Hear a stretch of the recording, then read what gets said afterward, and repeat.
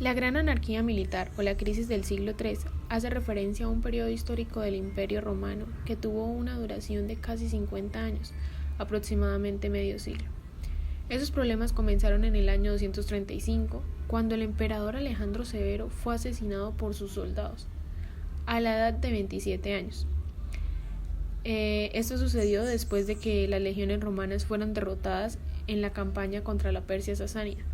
Mientras un general tras otro peleaba por el control del imperio, tras la muerte de Alejandro Severo, estas fronteras fueron descuidadas y sujetas a frecuentes incursiones por parte de godos, vándalos y alemanes por el norte. En la anarquía militar hubo 15 emperadores, los más importantes son Decio del 249 al 251. Decio realizó una nueva persecución contra los cristianos y durante su reino se padeció un segundo brote de la peste antonina.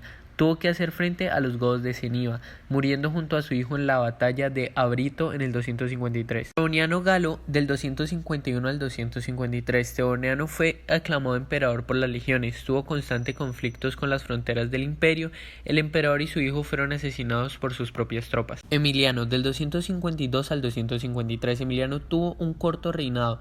Galo había pedido auxilio al comandante de las tropas de la frontera del Rin, Valeriano. Las tropas de Emiliano mataron a su emperador y lo entregaron a Valeriano. Valeriano del 253 al 260. Valeriano, cuando subió al poder, nombró como emperador a su hijo Galieno. Al principio de su reinado las cosas en Europa iban de mal en peor y todo el occidente entró en auténtico caos. Galieno del 260 al 268. Galieno asumió el poder en la más completa anarquía. Hubo ataques en las fronteras, en las costas por los piratas, terremotos y pestes que diezmaron la población, aprovechando el Senado estas circunstancias para fortalecer su poder. Claudio II del 268 al 275 fue aclamado emperador a la muerte de Galieno. Nada más hacerse cargo, los alemanes cruzaron los Alpes y devastaron el norte de Italia. Aureliano del 270 al 275. Nada más subir al trono tuvo que continuar con los conflictos bélicos que comenzaron en la época de Claudio II. Terminó en un plazo breve la guerra contra los godos y a finales del 270 lanzó una campaña en el norte de Italia contra los juntingos, samartas, vándalos que constantemente intentaban cruzar el Danubio.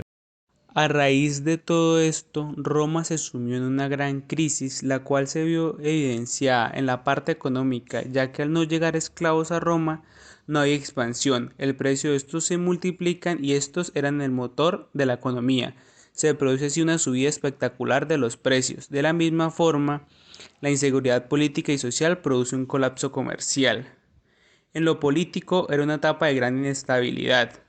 La guardia pretoriana nombrada por emperadores, a veces también las legiones proclamaban su candidato a trono, enfrentándose unas con otras.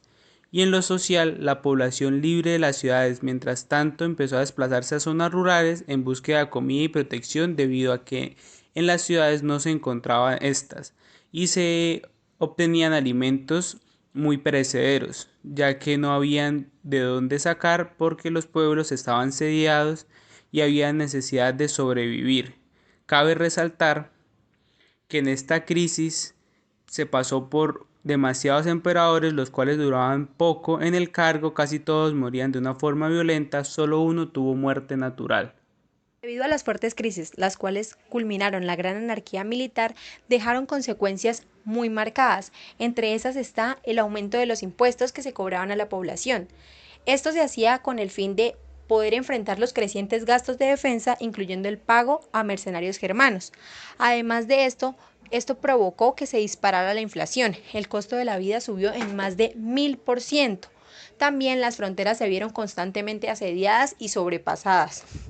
Además, debido a la fuerte crisis que se vivió durante esa época, desaparece totalmente el principado, con lo cual se le pone fin al Alto Imperio que se venía teniendo épocas anteriores y se reemplaza por una autocracia en la que una sola persona gobierna sin someterse a ningún tipo de limitación y tiene la facultad de promulgar y modificar la ley según su voluntad.